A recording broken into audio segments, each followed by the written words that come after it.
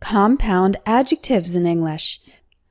Have you ever noticed some English words with hyphens between them? Like a well-known author, an English-speaking country, a 3-hour movie, a part-time job, and a middle-aged woman? These are called compound adjectives, meaning an adjective that has 2 or more words. In this lesson, you're going to learn some of the most common compound adjectives with example sentences. We often have compound adjectives with numbers, like 3-second, 10-minute, and 2-hour. There's a 3-second delay. Let's take a 10-minute break. She attended a 2-hour seminar. 5-day. He went on a 5-day trip. 6-week. We took a 6-week course. 1 month. The penalty for cheating is a 1-month suspension. 2-year. I have a 2-year contract with my cell phone provider. 4-year-old. I have a 4-year-old son. 12-story. We live in a 12-story apartment building. 20-page. He handed me a 20-page report. Don't use S at the end of compound adjectives with numbers. Don't say, let's take a 10 minutes break. The correct sentence is, let's take a 10-minute break. Whenever the number is used as a compound adjective before the noun, we do not use S. Compound adjectives are often formed with an adjective or adverb plus the past participle of a verb. For example, narrow-minded, meaning not open to different ideas or thoughts. For example, I can't stand narrow-minded people who are intolerant of new ideas. Well-behaved. They have 3 well-behaved children. Old-fashioned. We had lunch in an old-fashioned restaurant with decor from the 1950s. Densely populated. This densely populated area has the highest crime rates in the country. Short-haired. He was dancing with a short-haired woman. Widely recognized. She's a widely recognized expert in technology. High-spirited. This means with a lot of energy. The students gave a high-spirited musical performance. Well-educated. A lot of well-educated people are still having trouble finding jobs. Highly respected. Our speaker tonight is a highly respected scholar. Brightly lit.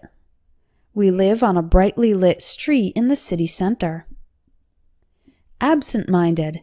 This expression means forgetful, not thinking. For example, his absent-minded comment hurt his sister's feelings.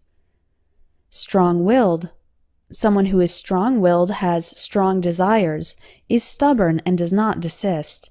For example, she's a strong-willed woman who won't stop until she gets what she wants. Quick-witted means intelligent, clever, fast at thinking and discovering things. For example, the quick-witted detective solved the crime before anyone else had a clue.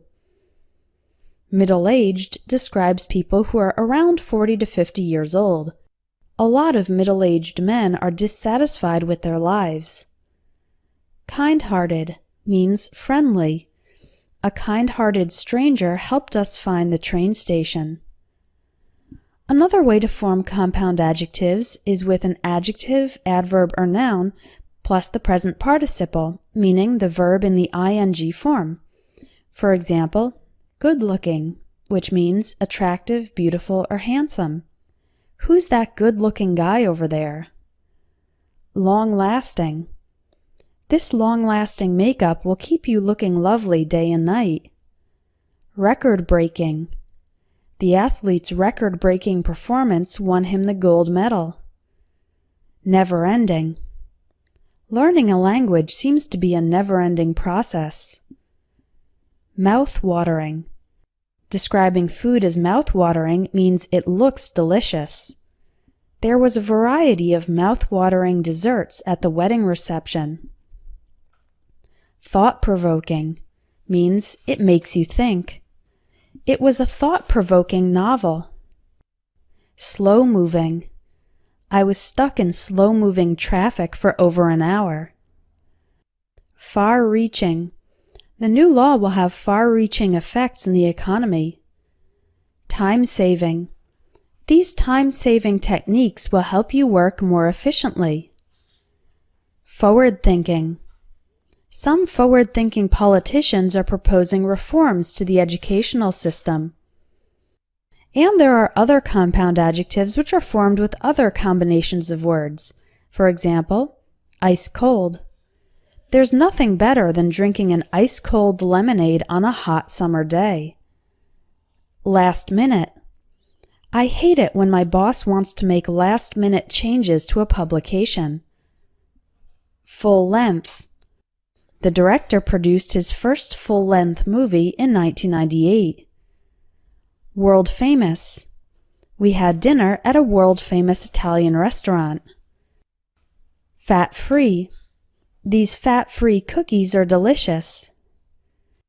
When should you use a hyphen?